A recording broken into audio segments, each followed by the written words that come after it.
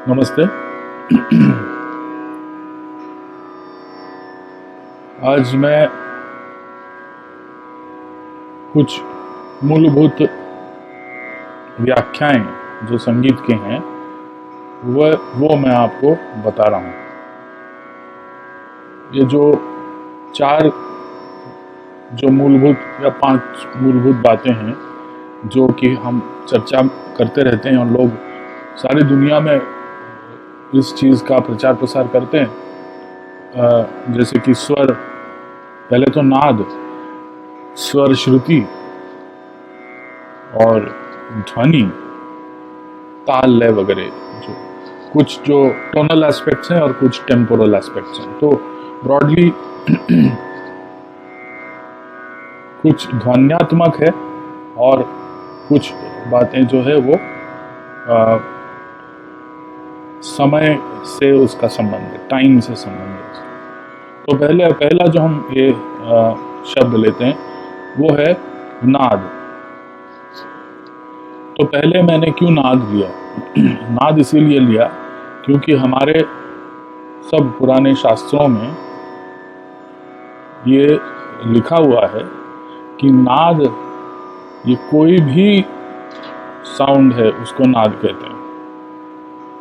अगर कोई ग्लास नीचे, कांच का ग्लास गिर गया नीचे, तो जो उससे जो साउंड होता है उसको भी नाद कहते हैं। या मैं जो बोल रहा हूँ ये भी नाद ही है। नाद के बगैर कोई मनुष्यों में कोई कम्युनिकेशन या वार्ता हो नहीं सकती। लिखित रूप से करना और बॉडी लैंग्वेज करना वो भी पॉसिबल है, लेकिन मैं कह रहा हूँ कि वार्ता अगर करना है तो नाद की ज़रूरत, वार्तालाप जो है हम उसके लिए नाद की ज़रूरत होती है। लेकिन कुछ प्रसिद्ध गायक, वादक लोग जो जग भर यहाँ वहाँ जाते हैं, बात करते हैं, लोगों के, फॉरेनर्स को भी ये बताते हैं कि नाद क्या है। जो स्वर लगाने के बाद फिर जो एक ध्वन्यात्मक एक गूंज आती है उसको नाद कहते हैं। लेकिन ये सही नहीं है। तो अब नाद ये जो है, इसके दो प्रकार हैं। ये भारत एक ही संस्कृति है जहाँ पे नाद यानी साउंड को ब्रॉडली दो इसमें डिवाइड किया है। ये पहला जो है वो है कि आहत नाद, जो दो स्थूल चीज़ों से, वस्तुओं के घर्षण से जो पैदा होता है। स्थूल यानी जो भी मटेरियल हो, जो मेजरेबल है। हवा भी हो सकता है, हवा और दूसरे, जैसे गले में हम जब हवा फ्लो होता है तभी हमारा वोकल कॉर्ड्स के साथ में वो हवा, और हम उसको कंप्रेस करते हैं तो साउंड निकलता है। तो ये भी नाद ही है, लेकिन ये नाद स्वर में कैसे कन्वर्ट होता है उसका दूसरा जो प्रकार है उसे अनाहत नाद कहते हैं, जो कि आध्यात्म में जाता है। तो इस एपिसोड में मैं उस अनाहत नाद की चर्चा में नहीं करूँगा। सिर्फ नाद और नाद से स्वर तक कैसे पहुंचा जाता है इसके बारे में जो हमें जानकारी है वो मैं आप तक पहुंचाऊंगा। शास्त्रियों के साथ मैंने जो चर्चा की उसमें कुछ बातें ऐसी बाहर आई कि स्वर, अगर एक हमारे आवाज़ के जो हमारे नाद है उसको जब तक हम विशिष्ट लेंथ तक उसको हम नहीं खींचते तो वो स्वर नहीं हो सकता। लेकिन सिर्फ उसको खींचने से स्वर नहीं होता। स्वर कभी होता है जब वो उसके अंदर शब्द रव हो, यानी वो जो साउंड है उसके अंदर रिवर्बरेशन हो, तब वो जाके स्वर होता है।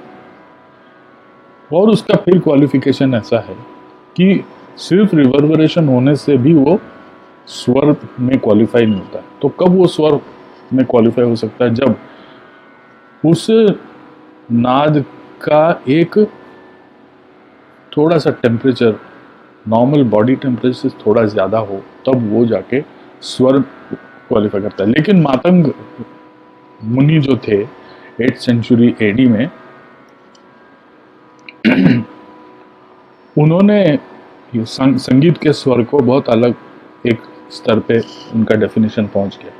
उन्होंने स्वर को एटिमोलॉजिकली, यानी उसका जो निरुक्त शास्त्र है उसके हिसाब से उन्होंने कहा कि स्वरजरी। उन्होंने यहाँ पे उनका एक मंत्र में पढ़ रहा हूँ, बृहदेशी उन्होंने जो ग्रंथ लिखा था, बहुत बढ़िया ग्रंथ उन्होंने लिखा, उसमें उन्होंने 54th जो जो मंत्र है उसमें उन्होंने कहा कि स्वयं यो राजते यस्मात् तस्मादेश स्वर स्मृतः। अब इसमें राजते जो शब्द है रजरी, यानी स्व रजरी, तो वो कहते हैं कि जब तक उस नाद में जो हमारे गले से जो नाद निकल रहा है उसमें जब तक एक अपना स्वतः का एक उसकी रोशनी नहीं होती है, रजरी यानी लाइट, उसका खुद का एक लाइट नहीं होता है, तब तक वो स्वर जैसे क्वालिफाई। तो देखिए स्वर कितने, स्वर से नाद नहीं होता है, नाद से स्वर होता है, उल्टा है। तो अभी इसमें पूछेंगे कोई कि स्वर के अंदर कैसे लाइट हो सकता है, ये तो बकवास है, इसमें कोई अर्थ ही नहीं है। लेकिन ये ऐसा नहीं है, इसका आध्यात्मिक पक्ष में मैं नहीं जाता हूँ, मैं सिंपल रैशनल इसके अंदर मैं आपको कह रहा हूँ कि वो जब स्वर और भी माता मुनि ने कहा कि स्वर कौन सा क्या है जो जाके जो चीज जिसके उन स्वरों के समूह से अगर राग होता है तो ही वो स्वर हो सकता है। ये मातंग ऋषि कह रहे हैं, मैं नहीं कह रहा हूं। तो सिर्फ एक ही स्वर लगाने से या दो स्वर लगाने से वो स्वर नहीं है। स्वर कब होता है जब उसके कॉम्बिनेशन से जो राग बनता है उस अगर वो पॉसिबल हो सकता है तो ही वो स्वर के लिए क्वालिफाइड है। अच्छा, अभी स्वर के और भी बहुत सारे ये हैं मीनिंग्स है, जैसे कि स्वर व्यंजन, ये संस्कृत व्याकरण के इसमें तो बहुत सारा कंफ्यूजन लोग हो करते हैं कि वो स्वर को संगीत के स्वर मानते हैं। जैसे कि कहते हैं कि ऋग्वेद के, मैं जब एमए कर रहा था पुणे यूनिवर्सिटी में, वहाँ के हमारे जो लेक्चरर्स या टीचर्स प्रोफेसर्स आते थे उनमें से एक ने कहा कि हमें सिखाया ये, और सिखा रहे हैं, अभी भी सिखा रहे हैं, कि ऋग्वेद के जो उदात्त अनुदात्त स्वरित, उदात्त अनुदात्त स्वरित, ये जो तीन जो हैं ये सबसे पहले स्वर आए, फिर इसके बाद में 4 सुर हुए, फिर करके करके फिर सामवेद के 7 सुर आए, ये कहते हैं। लेकिन ये निराधार है और पूरी तरह से गलत है। उसका कारण ये है कि ऋग्वेद के जो स्वर हैं वो स्वर व्यंजन के स्वर है एक, दूसरा वो एक्सेंचुएशंस है, उसके स्ट्रेस पॉइंट्स, जो अभी अग्निमय पुरोहिताम अगर बोलना है तो फिर उसके कौन से अक्षर पे आपको स्ट्रेस देना, और कितना ऊंचा होगा कितना नीचा होगा। तो ये वो स्वर नहीं है जो संगीत के स्वर हैं, और वो स्वर के लिए क्वालिफाई भी नहीं होते। इसीलिए सामवेद को सबसे ऊंचा उसका दर्जा क्यों है, वेदानाम सामवेदो अस्मि, कृष्ण भगवान ने कहा है, इसका क्यों कहा है। ऋग्वेद में, यजुर्वेद में, सब जगह में, कम से कम 30-40 जगह में सामवेद की स्तुति क्यों हुई है। ऋग्वेद के सबसे पहले पहले मंडल में सामवेद की स्तुति हुई है। तो अगर ये कोई कहता है कि ऋग्वेद के बाद सामवेद आया या 3 सुर के बाद में 7 सुर आए, तो ये निराधार है। हम इसमें नहीं पढ़ना चाहते कि कौन सा वेद पहले आए, ये इसमें हम नहीं पढ़ना चाहते, तो और उसमें पढ़ना भी नहीं चाहिए, क्योंकि मंत्र दृष्टाओं ने सब मंत्र देखा है उन्होंने, और अपने अपने शिष्यों को वो सिखाया। तो स्वर का वो जो ऋग्वेद का अर्थ ये लोग निकालते हैं वो नहीं सच है। और दूसरा भी मातंग ऋषि ने भी ये कहा है कि स्वर, ये जो मूलाधार से लेके जो हमारा सहस्रार चक्र है, इसके अंदर इसका जो अंतर है, इसको भी स्वर कहते हैं। उसमें से जो ऊपर आती है, जो हमारे चक्रों के साथ में घर्षण करके जो आता है, वो स्वर है। मतलब वही हम उसको अचीव करने की कोशिश करते हैं। एक बैजू नायक की बहुत पुरानी रचना है, जो कि हम डागर परंपरा में हमारे पूर्वजों को ये रचना इस तरह से गाई जाती है, ये भी पता है।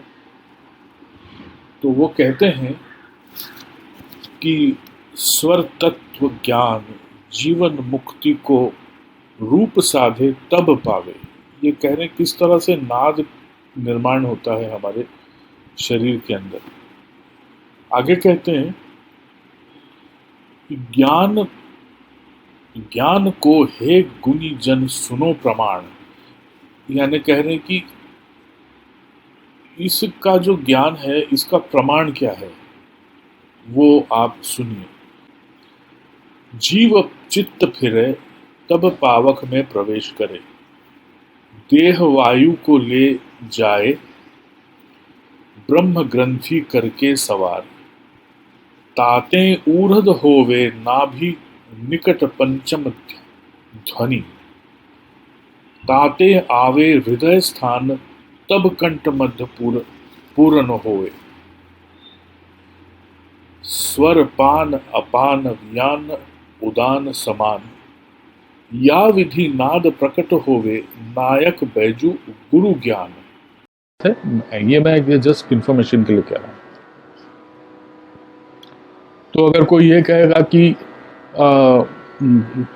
नाभि से आया या सर से आया, छाती से या गले से आया, इससे क्या मतलब? आवाज तो अल्टीमेटली तो सुर जो है वो गले से ही तो निकलता है।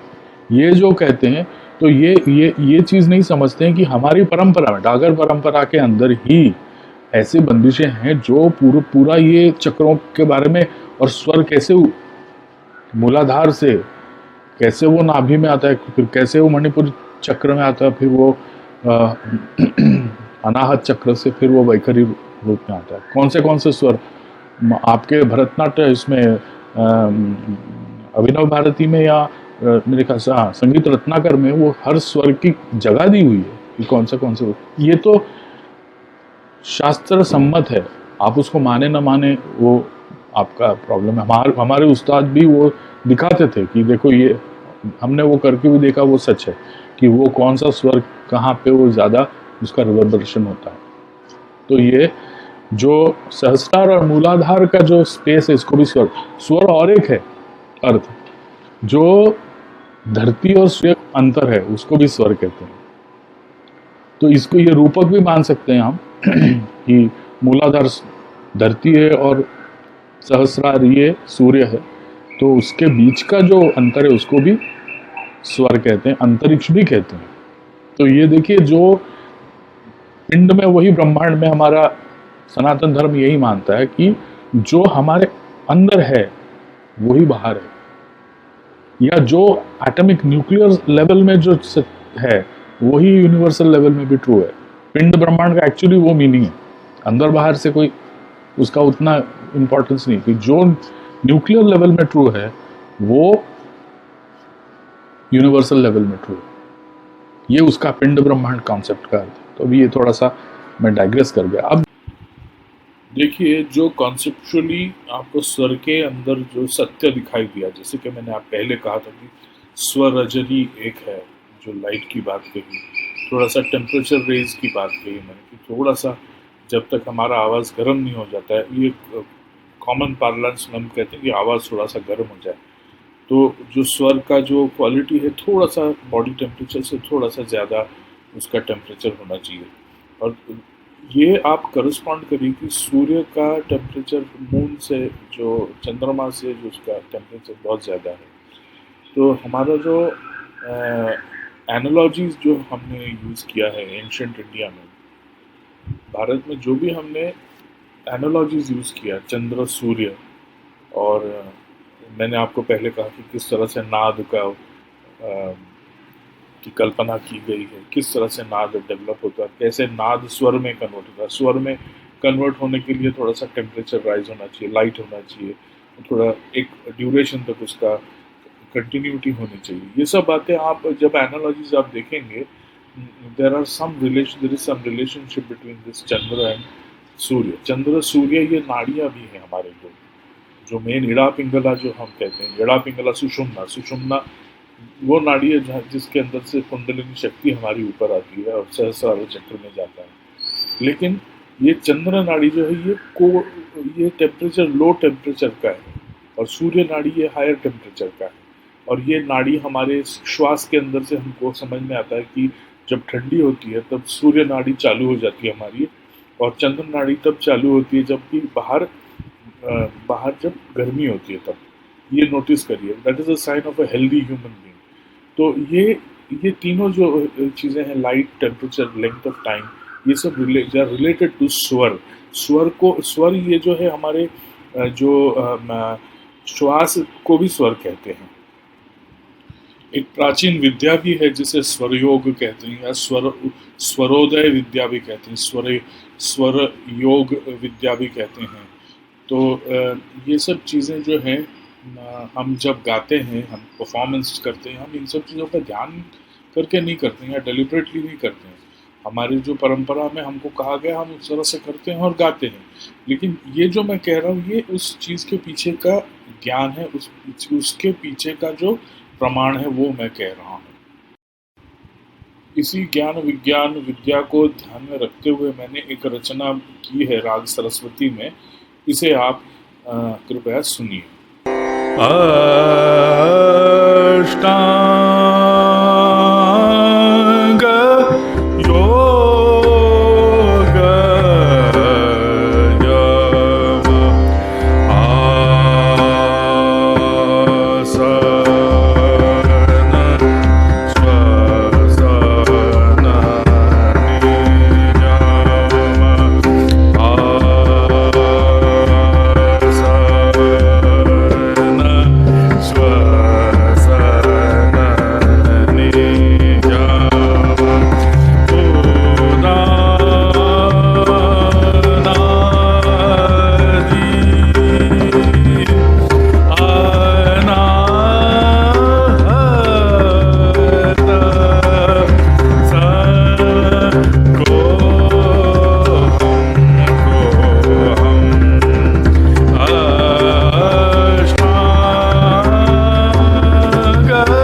योग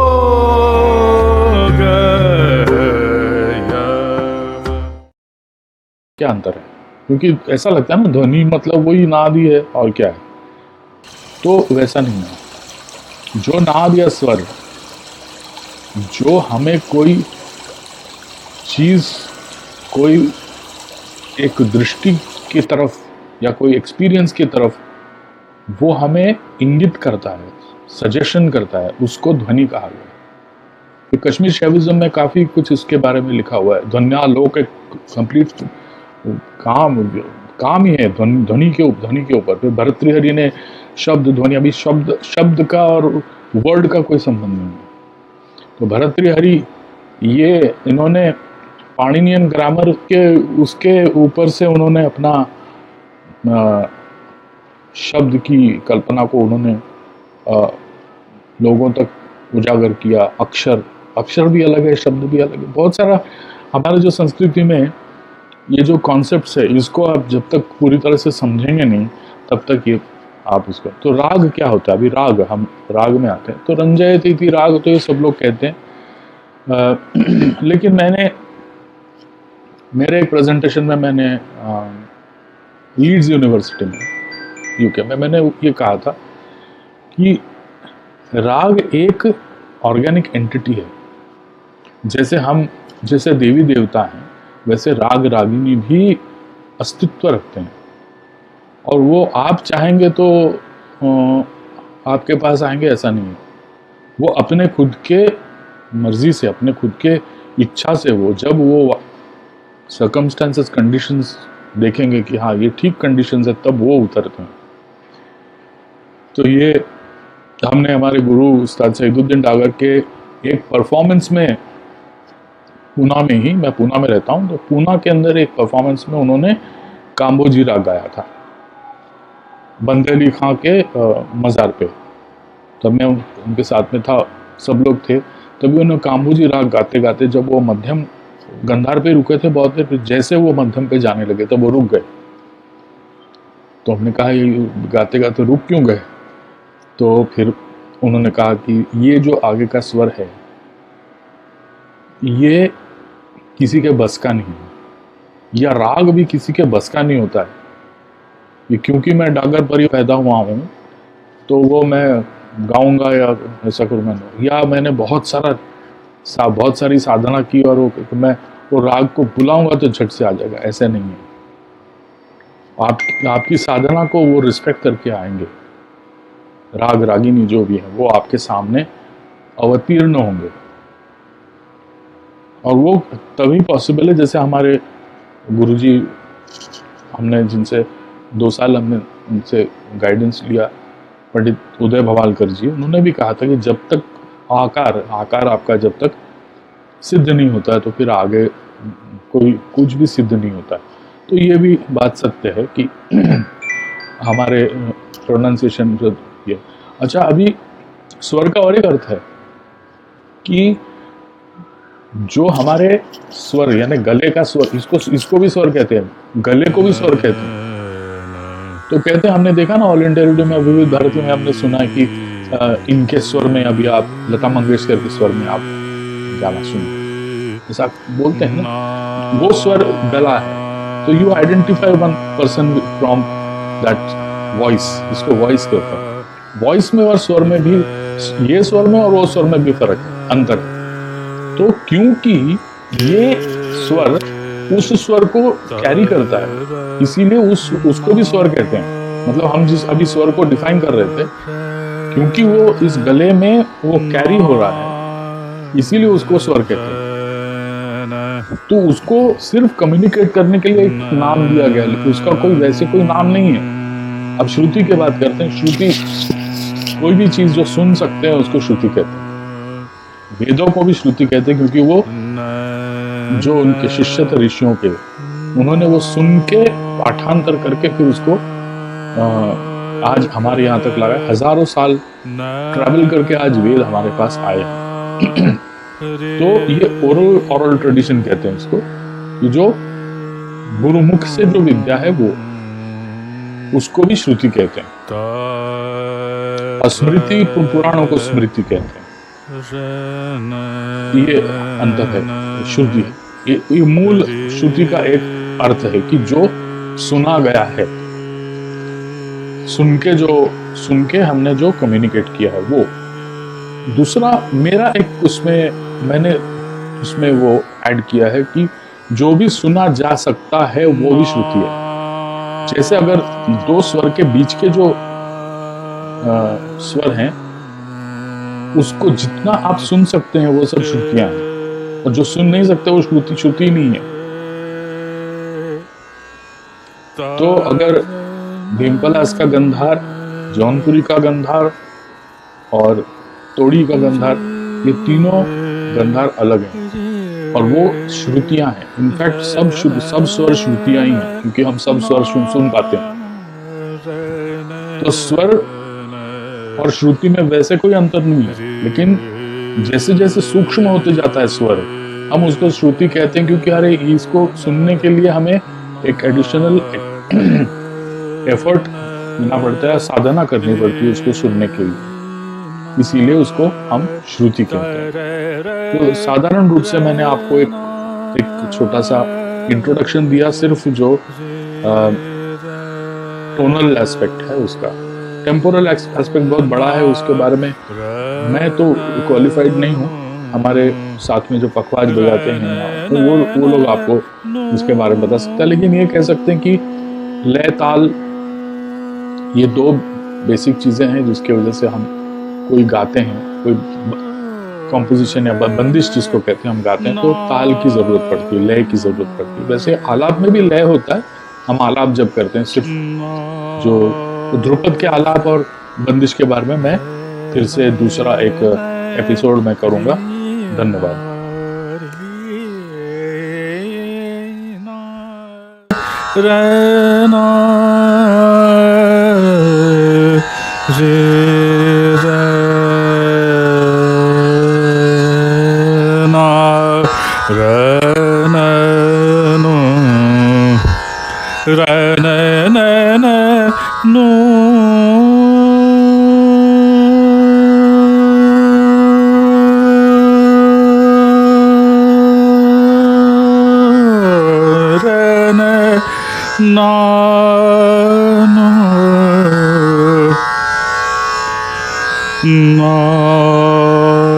re ne ri na ta re na re